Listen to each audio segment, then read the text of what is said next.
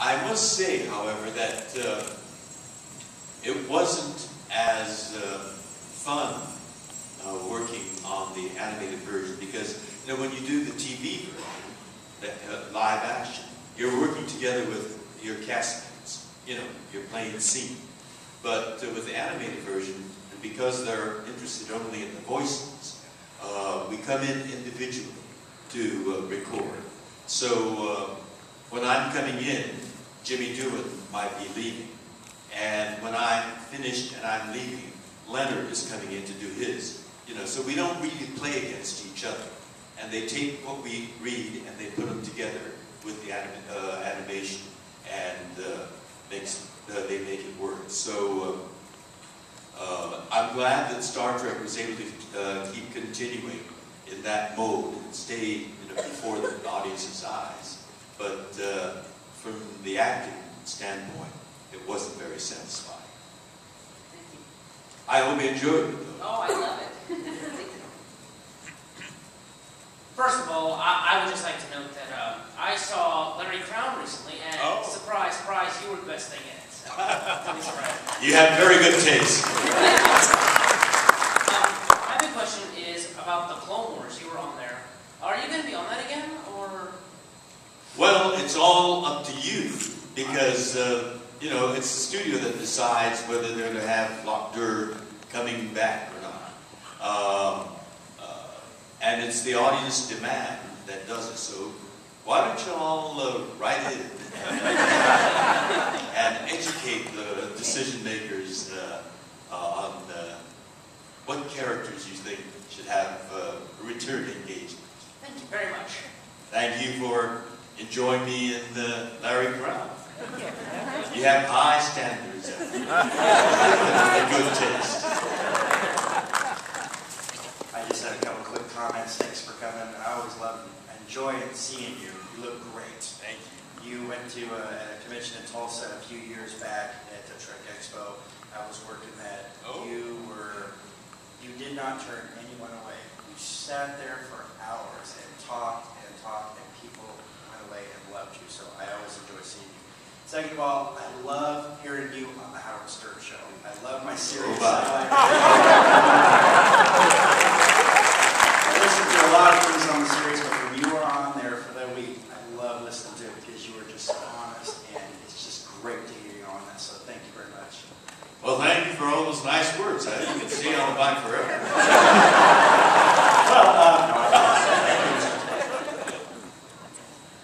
Hello, Rachel Autobiography. I must say you're an incredible writer, very good writer. I think people need to read your autobiography for no other reason to realize that that's another talent that you have. I myself grew up in Arkansas, obviously under different circumstances than you, but your depictions of the thunderstorms, the dragonflies, it's so right on.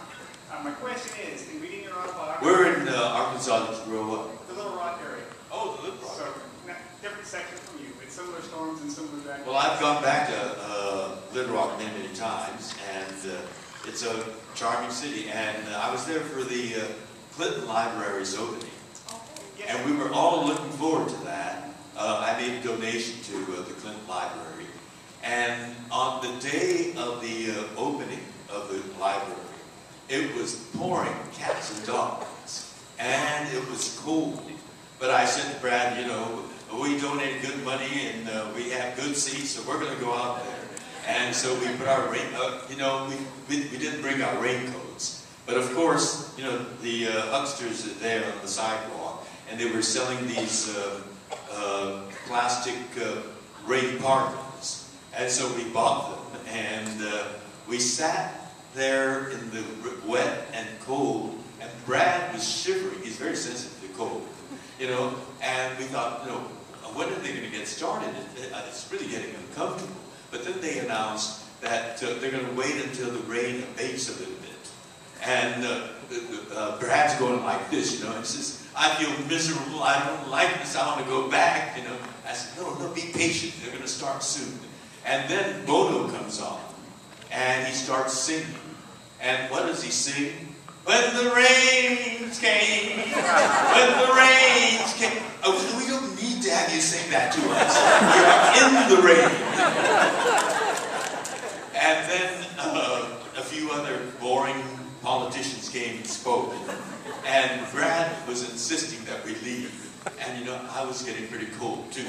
So we left, and we went back to our hotel rooms and turned on the TV.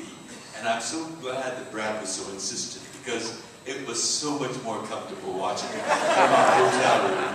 And wasn't it fantastic? All the living presidents were there, you know. Carter, George H.W., Ford, and President Clinton. And I think George Bush was there too. It was an amazing collection of living presidents. So we had a great time. We love going back to Arkansas. As a matter of fact, I'm going to be in Little Rock in February, narrating a concert with the Arkansas Philharmonic. So come on back to Little Rock, Arkansas. My question for you, in reading your autobiography, I came across a very short reference to you in a Twilight Zone episode. This was unknown to me, so I rushed to Wikipedia and find out that your episode was so controversial that it was essentially banned, taken out of rotation in the reruns. However, it's shown commonly in Canada. Do you believe that it deserved that kind of scrutiny, and is it time to bring it back? What are your thoughts on this? Well, you know, we filmed that before Star Trek. It was in the early 60s. And I guess it was still too close to the Second World War. It was a two-character drama for those of you that did not see it. In fact, it was shown only once. And it wasn't until recent times, about 5-6 years ago, that they finally released it as a DVD. And so you can see it now. It's an episode called The Encounter with Neville Brand. Neville Brand plays a veteran of the Second World War from the Pacific Theater. And I'm a young Japanese-American gardener. And Neville is cleaning out his attic on a slow, lazy-daisy Saturday morning. And I come to work on his yard. And he invites me up to have a beer with him. And we start talking in his attic, and he's rummaging about. And it turns out he killed a Japanese soldier in the South Pacific. I'm trying to remember the plot, but he killed him in a very immoral way. And then the Twilight Zone thing happens, and we go into the fantastical. And my character talks about his father in Hawaii having signaled the Japanese aircraft that came to bomb Pearl Harbor, which is totally untrue. You know, I mean, historically, that's untrue. But this is Twilight Zone. You know, fantastical things happen on that. And